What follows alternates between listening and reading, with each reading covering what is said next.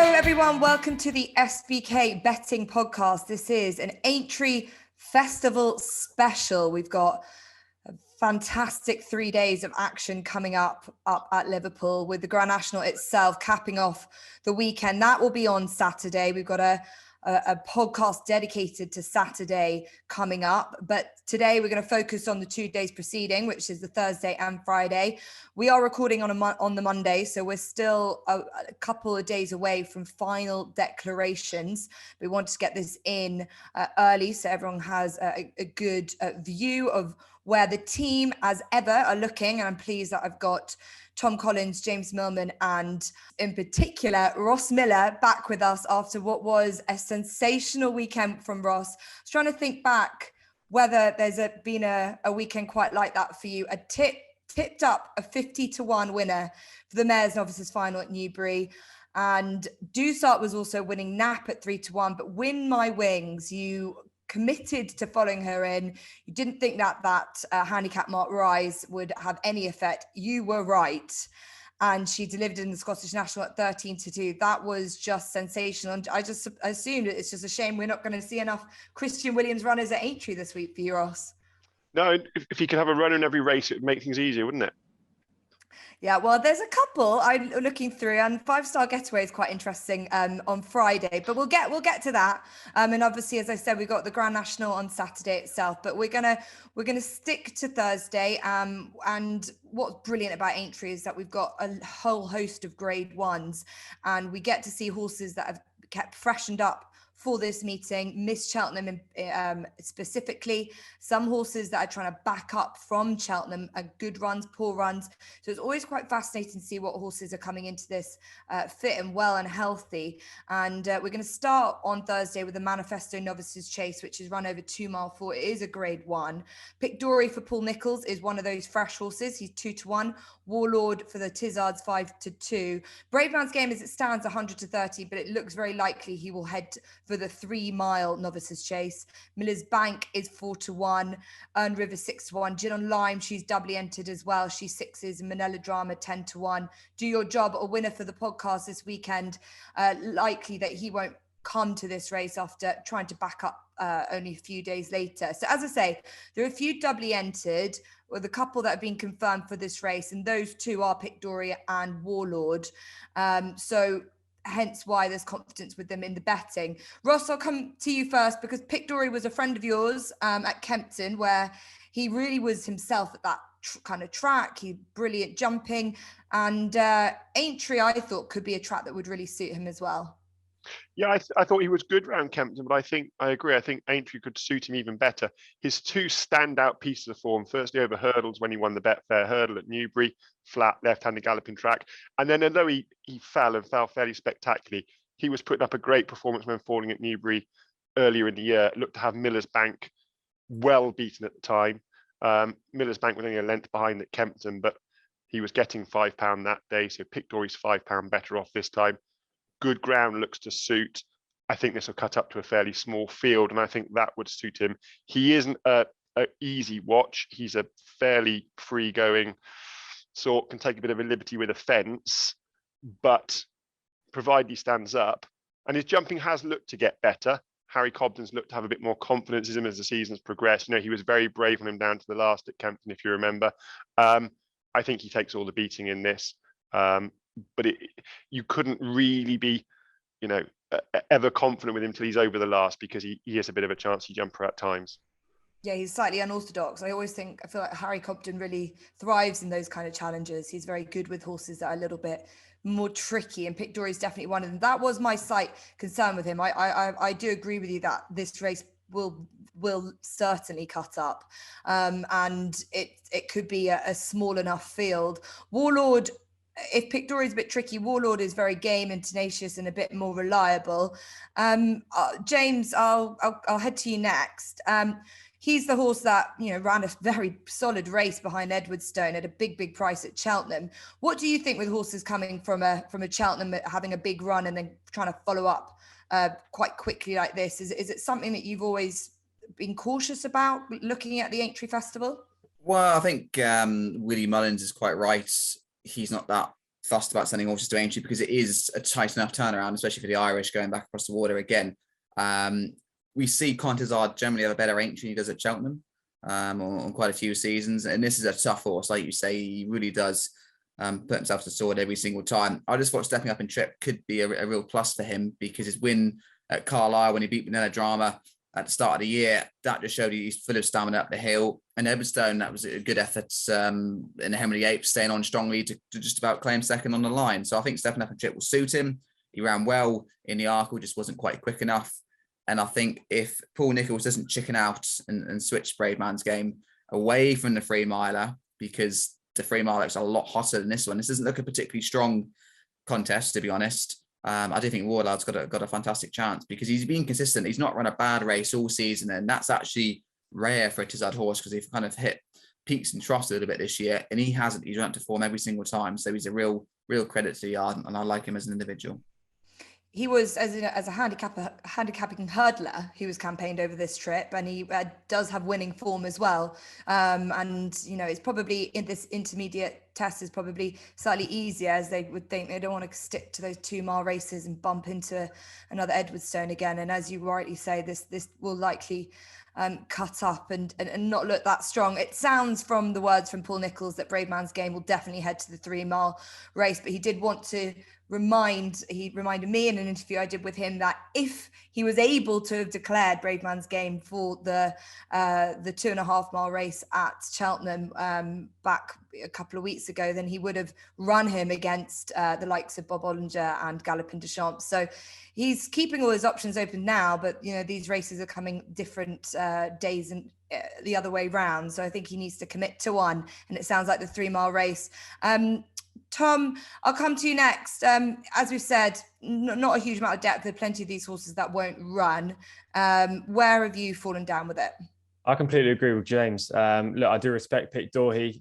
He's the horse to beat. He's probably got the best form so far this year. But Paul Nicholls is 0 from 13 in this race, which I thought was an intriguing stat. And also 10 of the 12 winners of this Manifesto Novices Chase have previously run at Cheltenham. So I do like to follow those horses that are coming out of the festival. 5 of those winners of this race that ran at Cheltenham ran in the Arkle and were beaten in the Arkle. Wardlord fits that brief perfectly. I think the step up and trip will suit. Any rain will also suit him as well. He's won on heavy ground already. So I think this is a perfect spot for Warlord. Pic D'Orhy's a horse to beat, but as I say, I don't like the fact that he's necessarily fresh, and if there's any rain, that won't pay to his chances. Yeah, that's a really crucial point, is how much rain they are getting, will it really affect the going? It's been good to soft over the last couple of weeks. It's been good to soft over the last couple of years for this festival. That is going to have a big impact on declarations and results, essentially. And as you say, it's interesting that Paul Nicholls' record in this race. Colin Tizard won it a few years ago with Finian's Oscar, and he'd hoped to emulate that. The winner of the race last year, though, is Protectorat, and we'll go on to the next race we're going to look at, which is the Betway Bowl, run over 3 miles, and that is where Protectorat's going to line up, which is I thought a bit of a statement of intent from the Skeltons after potentially could have been quite a tough race in the Gold Cup, but he's clearly come out of it well. He's 130 joint favourite as it stands with Candice Abo, last year's winner. Conflated, who was looking to run quite a good race in the Ryanair before falling, is 4-1. Eldorado Allen is 6-1. Kemboy won this race a few years ago, 11-2. Royal Pagaille, 13-2. Faka Duduri likely will go, pretty certain he's going to go to another race. He's 8-1. We've got bigger prices for the rest of that. This is looking like a better race than I thought it was going to be. I was slightly concerned it would just be the Clan de Zobo show, but Protectorat in this is good feel to it. Kemboy, if he can return to form. Ross, I'll come to you first, because that's really what I'm thinking about Kemboy. He's clearly a talented horse, but has he left his best days behind him? I mean, possibly. He's a 10-year-old now, isn't he? So he's unlikely to be improving. I just thought it was notable. His single best piece of form is at this track, and it's his best piece of form by a long, long way. And when you look back through, it's the only time he's run on a flat left-handed track. Every other time he's run, Leopardstown, Naas, they've all got undulations to them. They might not be as stiff as Cheltenham, but they're certainly not flat like Aintree. I like the fact he's coming here fresh. Again, he needs to get into a rhythm early. But I thought Protectorat and Royal Pagaille would have had very hard races in the Gold Cup, because Aplutard was home and hosed and flew up the hill, whereas the ones in behind, they were all, from second to fifth, they were all working hard to get that extra bit of prize money. So, if it rains and they water, Protectorat's gonna love that. But the forecast does look like it's going to be decent enough ground. Kenboy should love that. I'd be interested in him at a decent price. Clan Deobo looked really lifeless last time. You're pinning your hopes on. Sounds like they're going to try blinkers instead of cheek pieces. I would quite often like a horse having headgear for the first time. I'm not sure you get a huge amount of change from cheek pieces to blinkers with most horses. So I couldn't really entertain him, to be honest. So Kenboy for me in a race that will be interesting to see how the Gold Cup form holds up. Yeah, I thought it looked like a pretty good Gold Cup. And yeah, at that point, I assumed Protectorat might have had quite a hard race. He had a bit of a tired last jump as well, where probably trying to keep up with the horses sort of came to him, but he rallied again. He's obviously quite a lightly raced horse, regardless. So they're quite happy to roll again. I just think it's quite interesting considering they're both Protectorat and Clan des Obeaux essentially owned by the same people, but they're very different trainers. So they're keen to take each other on. Protectorat has a fine record at Aintree, and as I said, a gallant third in the Gold Cup. He's younger. Does he have more talent than Clan, TC? It's an interesting question. I think they're both very talented chasers. I, like Ross, thought Protectorat had a hard race at Cheltenham. I thought Eldorado Allen had a hard race. I thought Royal Pagaille had a hard race. And this is a race where I think, playing a horse who's fresh could actually be the way to go. And Clan des Obeaux was my selection because he is fresh coming into the race. I like how he's being campaigned this year. Now, yes, he hasn't shown the same level of form as he has in previous seasons. He's been beaten in both runs this campaign. But I thought he ran well in the King George when second behind Tornado Flyer, albeit he would have been third if Astur and Falange stood up at the last. And then he finished third at Newbury. That wasn't a good effort on the face of it, but he missed a fence at a crucial stage 3 out where they were just getting going. He got in so tight, missed 3 lengths, and then just was on the back foot from there on in. I think he'll be freshened up, primed for this event. He won it in a hat canter last year. And although I said Paul Nicholls didn't have a very good record in the Manifesto, he does in the Betway Bowl. He's had 5 winners in this race. One of them was Clan des Obeaux last season. So I think all roads led towards this race from a long way out for Clan des Obeaux, and he would be my selection.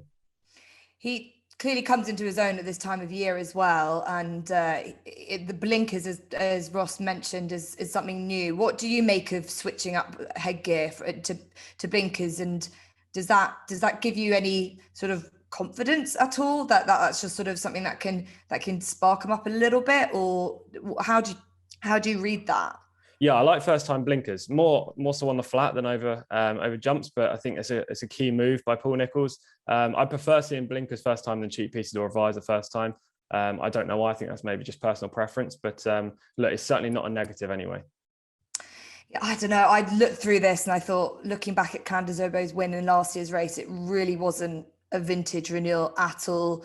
And when he went to Punchestown, he beat quite a tired looking album photo.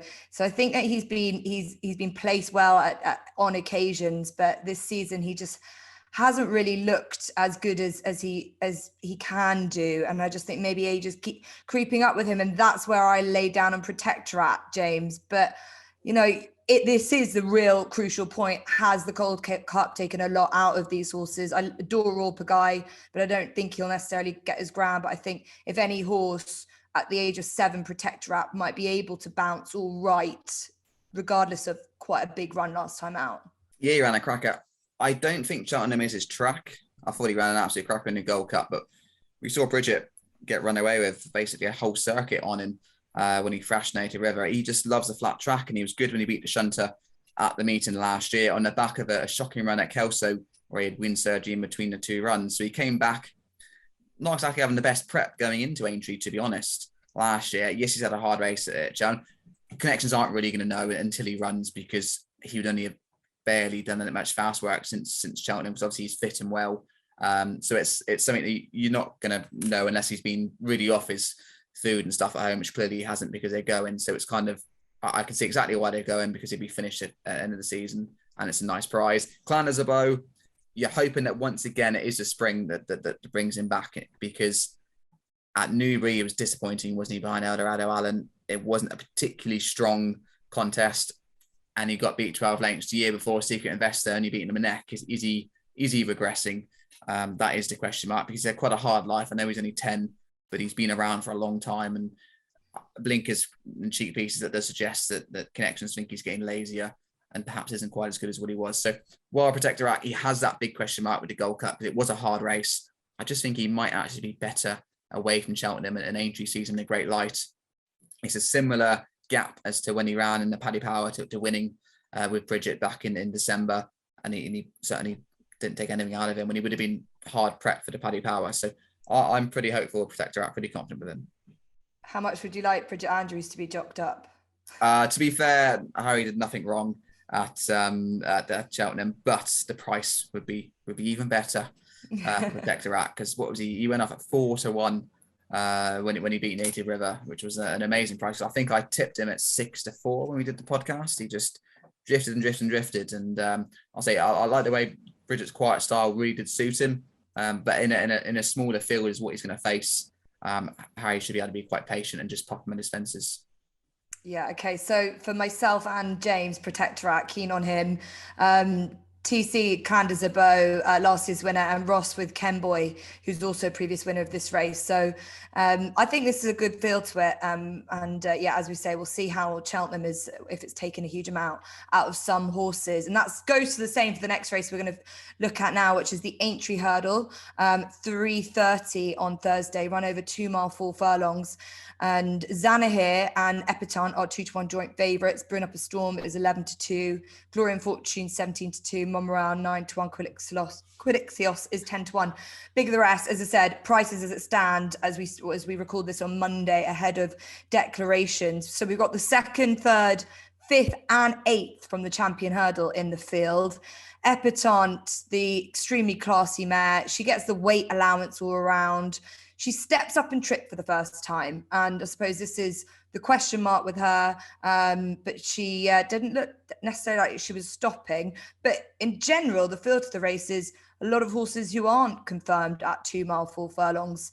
Tom, I'll start with you first. That's probably what I was just trying to look through, is horses that look like they might benefit from this step up. We know that Brewing Up a Storm definitely can run to this trip, but he's had a bit of a checkered season. So what did you think about it? Yeah, it's an interesting race. I think the horse to beat is definitely Epitante. The way she ran in the Champion Hurdle was arguably going towards a career best before she made that blunder at the last. However, this 2 mile division, barring Honeysuckle, of course, and the Novices coming through, is very weak. And I don't know whether she was potentially flattered by that. Obviously, she's the horse to beat. She's the trends pick as well, with Nicky Henderson winning 4 of the last 10 runnings of this race. Horses that were beaten in the Champion Hurdle also have a very good record in the Aintree Hurdle. But the step up and trip, I'm not 100% sure, and I don't want to be weighing in at a reasonably short price.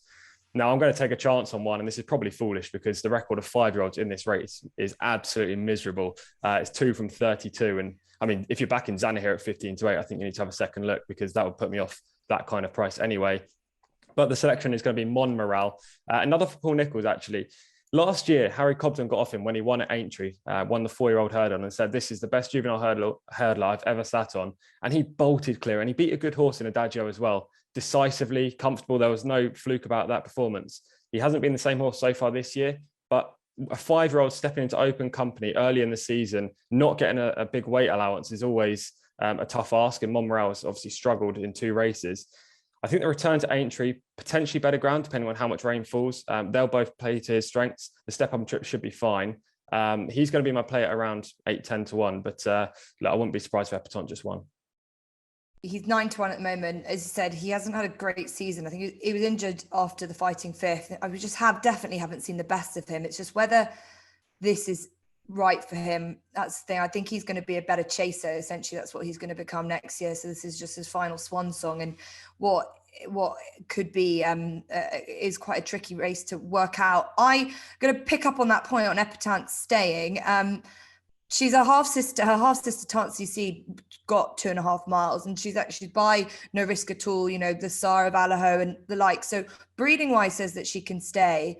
And what I thought might be interesting, I'll see what you think, James, is jockey bookings, because Aidan Coleman has partnered up with her in the past, but also Brewing Up a Storm is a horse that he is normally associated with. So if you were to pick, who do you pick if you're Aidan Coleman? Oh, Epatante, massively. I was going to say, you've obviously got connections because Taunt CC was a furlough thoroughbred. Yeah, we still have her. Yeah. Oh, you still have her. That's good Yeah. news. I was going to say, you're probably gutted that you sold her on with what happened subsequently. No, we're breeding from her. Don't worry, she's still there. But she was much better over 2.5, wasn't she? And she was obviously out of an American stallion that's a sharper stallion and no risk at all. So I think stamina wise, pedigree does suggest she will. I think you can ride it a little bit more patiently. The reason why she said at 2 miles is there's been no point to step her up in trip, really. The 2 mile races have mapped them out themselves, and she's been so good in this sphere. But I think there's a chance that she might even be better at 2.5. So I'm not concerned about the trip. Monmorale is interesting because TC makes a cracking point. Last year, he looked so good. I put him up in the fight in 5th, and he did come back injured. But the National Spirit wasn't a particularly strong race compared to the Champion Hurdle. And then he travelled nicely, but finished weakly. And it does suggest there might just be a slight issue. He's had a stop-start year. But if he ever came back to what he did last year when he beat Adagio, he is overpriced. But I do think Epatante will stay nicely. I'm actually hopeful it will see her in even better light. I thought she looked right back to her best at Cheltenham, and she's quite hopeful for me. I don't know if Aidan Coleman will have to ride Brewing Up a Storm because he is kind of Ollie Murphy's stable jockey, but if he had a choice, he'd definitely be riding Epatante. But I'm not actually sure which way he's going, but for me, she's a clear standout. Yeah, it's quite a tricky one. I'm not too certain on what the situation is with both yards, but I definitely agree. I'd be choosing Epatante every day, especially with that weight pull on top of all of those points that James has made. And yeah, she definitely wasn't stopping anyway in the Champion Hurdle, and she just, I think this is quite an interesting and quite a nice option for her going forward as she gets older. Ross, how did you assess the Champion Hurdle and what you saw? Did you think that there was anything in there that shouted out to you? Like there's a Glory and Fortune as a horse, a friend of the podcast, that he stayed on pretty well at 150 to 1. What's saying that he couldn't enjoy a step up and trip as well? Yeah, I mean, I think there's plenty that could just take their form to another level, stepping up in trip. I entirely agree with what the guys say. It wouldn't surprise me at all to see Epatante go again up in trip. She's being a skinny enough price. So one of those ones that could just improve the step up in trip and arrives here fresh, didn't run at Cheltenham, is Quilixios. He powered up the hill at Cheltenham last year in the Triumph. Triumph hurdlers tend to be stamina horses later in their career. There is a concern that Henry de Bromhead is 17 days without a winner, 0 winners this month. That's a concern. But I felt that going into Cheltenham, and he still managed to win the Champion Hurdle and the Gold Cup. Maybe a few underperformed, but I wouldn't let it put me off too much. And Quilixios was sort of knocked a little bit for being beaten by T Hooper in a couple of races, but he was always conceding weight to him. And T Hooper ended up going off third favourite for the Champion Hurdle. Now, I personally thought that was a bit bonkers, but the form is probably better than it at first appeared. He'll arrive here fresh. I'm working on the base. It's going to be nice ground. He'll like that. And at a decent enough price, he's one of those ones that could just improve stepping up in trip. But it's a race I'll be really interested to watch, but less interested to part with my cash. Yeah. Okay. So 10 to 1 about Quilixios is definitely best value.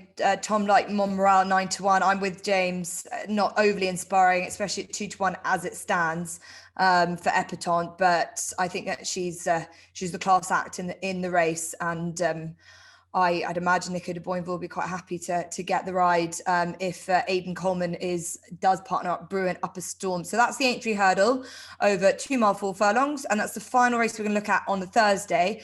We're going to head into Friday and look at a couple of grade ones. There's plenty of action, plenty of good quality handicaps as well throughout these 2 days. But as you're saying, we're without final declaration, so we're going to look at the biggest, the most high-profile races for this podcast. But we'll look at the Mildmay Novices Chase, run over 3 mile 1 furlongs, 2:55 on Friday, and L'Homme Presse, winner at Cheltenham last time. Assar winner in a race where Braveman's Game was due to run, is the current 11-8 joint favourite with that horse, Braveman's Game. We like to hope that we're going to get this match off. Ahoy Senor, who was a winner at Aintree, brilliant winner last year over hurdles, is 9-2. Gin on Lime is 11-1. Fury Road 12-1, and it's bigger prices for the rest of them, which we can go through if the guys have any big price fancies here. So we finally get to see Braveman's Game. It's likely, if we don't get a huge amount of rain, that it will be, can't think it's going to be any worse than on the softer side of good to soft, soft at the very, very worst. It's just difficult to know how much they'll get by then. But the horse that won at Cheltenham was L'Empresse, who's clearly the connections were very pleased by the way that he's bounced out of that race. So Ross, I'll head to you first. Do you think that the performance you saw from L'Empresse is enough for him to roll into Aintree and beat a fresh Braveman's Game? Yeah, in a word, yeah, absolutely, I do. I think he is comfortably the best horse in this race. You know, he won the Dipper over 2.5. He won at Sandown over 2.5. He stayed comfortably up the hill at Cheltenham. I think he idled a bit up the hill as well. You know, I think if Ahoy Senor had got any close to him, he'd have found plenty more again. He's perhaps not as perfect a jumper as Braveman's Game, but he's as close as you've probably seen in the British novice ranks this year. So Braveman's Game isn't going to have that jumping advantage that I think he's had in his races, albeit he's been impressive. And I was very impressed with Braveman's Game at Newbury when he beat Grumpy Charlie and Pat's Fancy. I didn't think he would be able to do that. But that form's been let down a bit. Pat's Fancy was very disappointing in the National Hunt Chase. Grumpy Charlie was very disappointing in the Ultima. And I just take the opinion that Paul Nicholls doesn't quite trust this horse actually as much as he voices. Because the ground at Cheltenham wasn't heavy. It wasn't desperate. He didn't want to run. I think they just suspect that he's perhaps not an out-and-out 3-miler. Kempton, a sharp track. Aintree's more galloping. So I would be comfortably in L'Empresse camp because I think he's the best horse. But also I think it's a horse that's been really well campaigned all year. You know, he's turned up running a handicap, stepped him up. He's not shirked a month really where he hasn't had a race. So yeah, I'm a big fan of Charlie Deutsch, and it would round the season off nicely for me if they could win this and go into the summer dreaming of a Gold Cup from it. Don't know what to call Venetia Williams a smaller stable, but you get what I mean. She's not one of the big guns, and I think if we can start spreading these races around with an affordably bought horse, it's only good for the sport. Yeah, she's definitely not one of the big guns, but her and Christian Williams have just had phenomenal seasons and really richly deserved. And as you say, campaigning them and not being afraid to run them. L'Empresse's been on the go, a good bit. He didn't start again until December, but since then he's just been rolling and clearly improving as well. I think that's a really interesting point about Braveman's Game, about whether Paul Nicholls wanted to use the excuse of the ground to bypass it, or he genuinely was concerned about the ground. James, what do you make of that? Because I see what Ross's point is there, and I think if anything, he was fairly nervous about the track at Cheltenham, and he thinks that Aintree will just suit this horse better. Yeah, suiting the track better, I think, is definitely a good point. Bob Inger just left him behind, didn't he, last year at the festival. I think when Venetia presses the declare button, Paul will be starting to sweat and perhaps wish he was going elsewhere. But with Pictori having such a strong chance, it's going to be hard for him to change his mind as such. But yeah, it's interesting because L'Empresse, he's taking quick races, which I think is a big plus point for him bouncing back from Cheltenham. Venetia campaigning quite aggressively at the start of the year. It was 15 days between Exeter and Ascot and another 2 weeks between the Dipper. And I was quite surprised he went again, and Venetia wanted experience. And then she didn't even give him a break to Cheltenham. She went again, land at Grade 1 at Sandown. So he's been busy and he's taken his racing fantastically well. So he's clearly a tough individual. My only concern is if it's a very dry week and it's good ground, which I don't think it will be, because at Aintree they're very keen to race from good to soft, like all the big festivals are. That's my only negative, but I think he's by far the best of the trio, and he's just had an absolutely fantastic campaign. And with a horse that has had a leg injury in the past, for me, it's no surprise Venetia's striking while the iron's hot, because there's always a big chance that a leg injury will come back again. And when they're fitting well, it's easy to keep them going. It's that initial build up to get them fit that's the hard part. And like I say, I think he's taken his racing well, and it's all pointing to another cracking run, and it'll be a good season ender for Venetia and Charlie, as Ross says. They're definitely making hay while the sun shines. There was a great video of him turned out in his paddock, absolutely loving life, kicking and bucking. So they're clearly wanting to take advantage of that. Tom, on ratings, Brave Man's Game and L'Homme Presse are exactly the same on 164. We've talked about this like it's a 2-horse race. Is that the way you view it? I mean, it should be. The market's probably about right. Although I'd make L'Homme Presse favourite over Brave Man's Game. Like the lads, I think he's the most likely winner of the race. I'm not too sure about Brave Man's Game. The return to Aintree will suit. Paul Nicholls actually was the one that wanted him to go to Cheltenham. The owners wanted to go straight to Aintree. So I doubt he pulled him out because they didn't like the track. He didn't personally like the track at Cheltenham. I don't buy that at all. I think he was the one that wanted to run the horse there. L'Homme Presse, as I say, the horse to beat. But, you know, a Hoissignol, you can't write off this horse. I know he's not a very good jumper. And if you're backing him, you're kind of heart and mouth the whole way through. But that's factored into his price. He absolutely smashed Brave Man's Game at Aintree last year. There was no fluke about that whatsoever. And he's, 4 or 5 times the price of Brave Man's Game this time around. So I'm willing to take a chance on a Hoissignol. I wouldn't be surprised if L'Homme Presse won. And if he did, arguably one of the best seasons for a novice chaser that Britain's had for a long time. So it would be great. But I'll take a Hoissignol at the prices, Jess. So he's 92. Well, I've listening to Ross and to James. It's difficult not to feel convinced by the case of L'Homme Presse, but I was lucky enough to see Brave Man's Game last week working, and I just so taken by him. I love the manner of the way he works and his style of running. He seems to me has in his name a very brave horse. I genuinely believe that this keeping him fresh would have helped him. I have so much respect for L'Homme Presse. I think he's a fantastic horse, but it might have taken this extreme campaigning might have just taken a bit out of him, and I don't think the ground will be ideal for him either. So I'm willing to go against Ross and James, and I'm going to side with Brave Man's Game. But I think it could be really fascinating. I do think that they would have much preferred Venetia Williams to have given their horse a rest, but she's not one for lying down. So the Mildmay Novice Chase promised to be an excellent race. So those are our selections for that. Our last race we're going to look at for this day 1 and day 2 podcast is the Marsh Chase, run over 2 mile, 4 furlongs. And we've got Fakir Dudari, last year's winner, currently the 6-4 favourite. Funambule Savola is 5-1, Sorial's 13-2, All Mankind 9-1.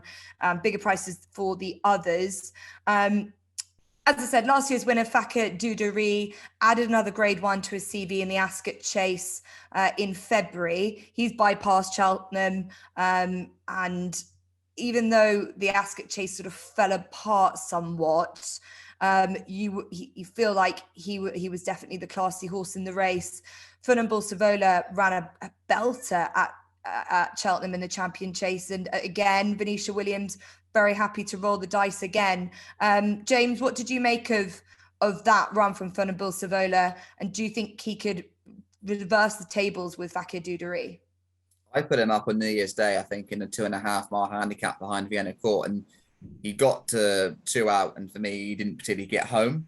I think his runs was optimum at the minimum trip. He ran a cracker in the Champion Chase that ultimately fell apart.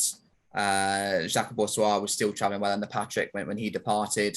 Envoy Allen looked dangerous going down the hill. He stopped very quickly, and Energumene didn't really have to do a great deal to actually win the race. So while he ran well to finish second, he could have finished 5th, in my opinion, and they've run to the same kind of level. So I think he's vulnerable. Fakir Dudari, he's solid. Last year, he was very impressive, probably his career best when he won this contest on the back of a tough second to Allaho at Cheltenham.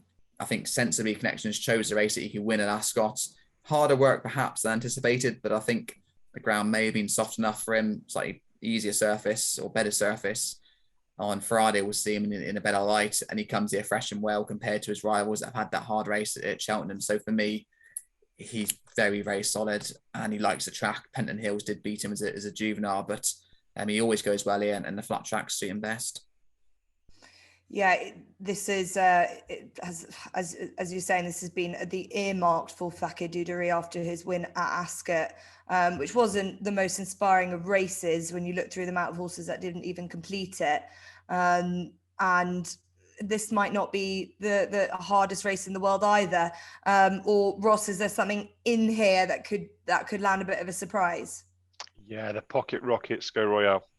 I really like this horse, and he's turning into a very consistent performer. In the game spirit at Newbury, I would be the last man to knock a jockey, but I thought James Bowen made a fairly big decision as they turned into the first in the straight. He shortened him up and popped, and everyone else met it on a nice stride. And I didn't think he needed to shorten up, but I'm not a jockey, he is. And I thought you put a lot of weight on decisions jockeys make, and I thought that was a crucial decision. It meant he lost momentum, he lost track position, he was off the bridle much sooner in the straight, which for a strong travelling horse like him isn't ideal. But he kept on all the way to the line against Funambao Savola. He was conceding weight, beaten 2 lengths. He stuck at it, and he's always sticking at it. At Cheltenham, it's probably not his track, but it's not that he doesn't stay up the hill. So I think he's interesting up to this trip. Fakir Dudari is a horse I just can't warm to. I think he's not the most fluent of jumpers. He's certainly not the most consistent. As you say, the Ascot race, I think, fell apart. So at a decent price, and again, another one arriving here fresh, having missed Cheltenham, I give Sco Royale a really big chance. He's 13-2, as you say, stepping up in trip to this 2-mile 4 furlong distance for the first time. I heard Daryl Jacobs saying that he is one of the horses he's really looking forward to getting back on since his injury, and he lines up here back over fences again. He's been so versatile over both obstacles. So he's Ross's selection.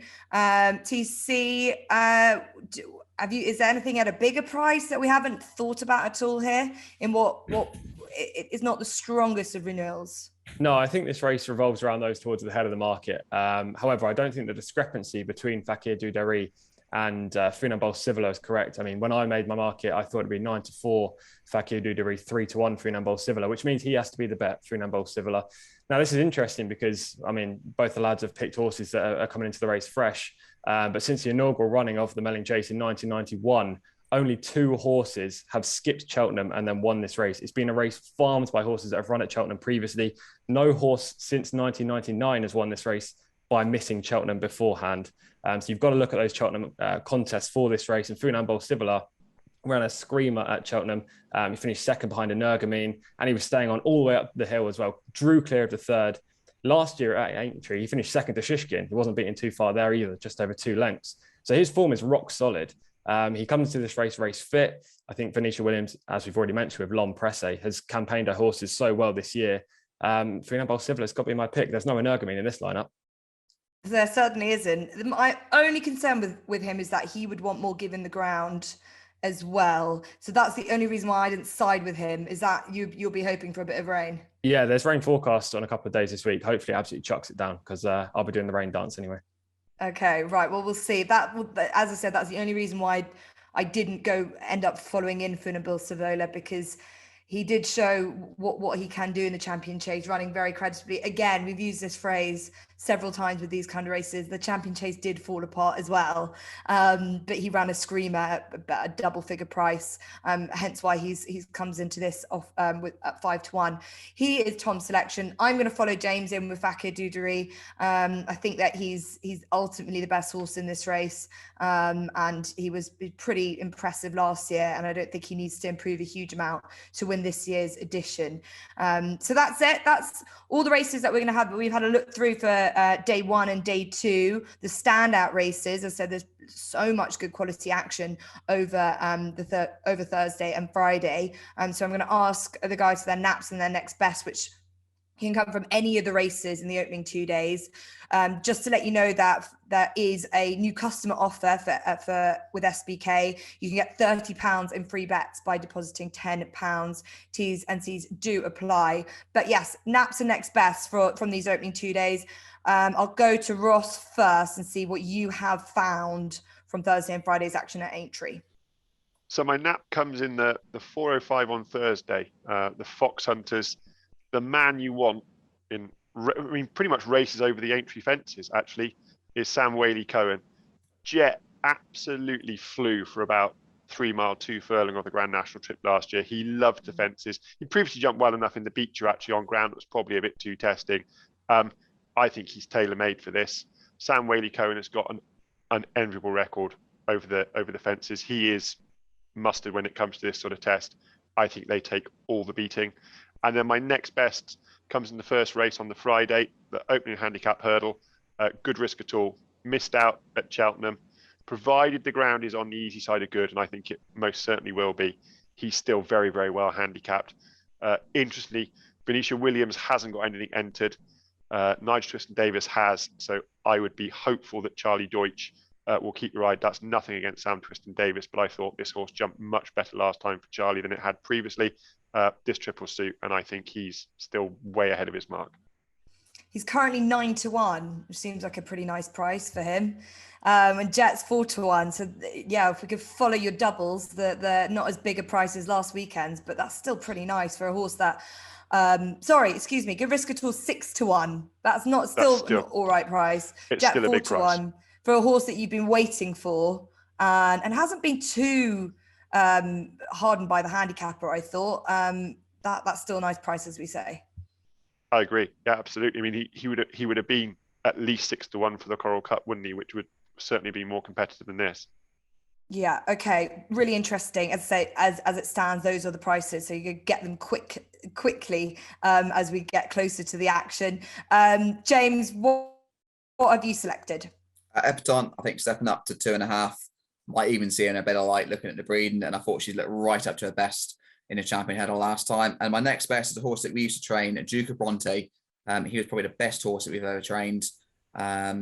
He got a leg, unfortunately, when he ran at York behind Marmello. He's had a few trainers since leaving us, but Dan Skelton did get him to the track.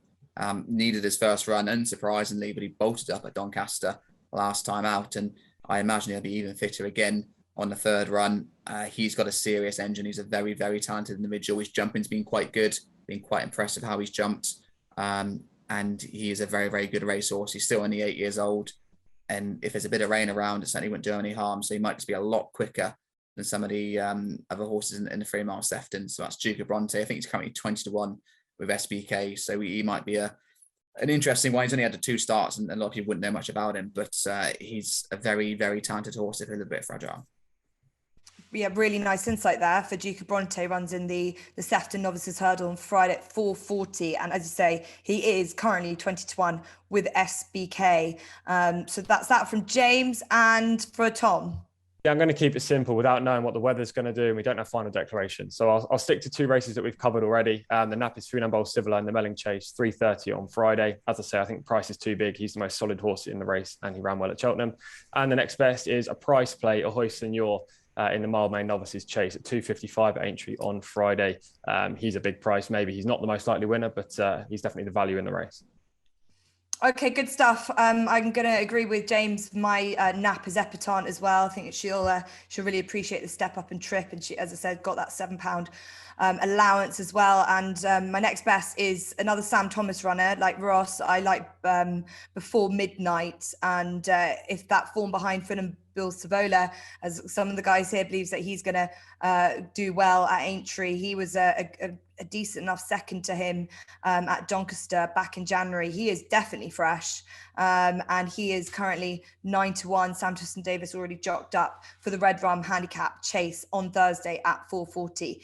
So plenty to keep everyone interested on Thursday and Friday before the big one on Saturday. We will be back with a Saturday of Aintree Festival special podcast where we will be providing our Grand National selections. I was saying prior to this to everyone in our WhatsApp group that Staying Chasers have been quite kind to us, to plenty of the team on this podcast. So there's no pressure for the big one. So we will see you then for the Saturday Aintree preview for SBK. Don't forget to like, subscribe, and join us again. So a big thanks from me, from Ross, from James, and from TC.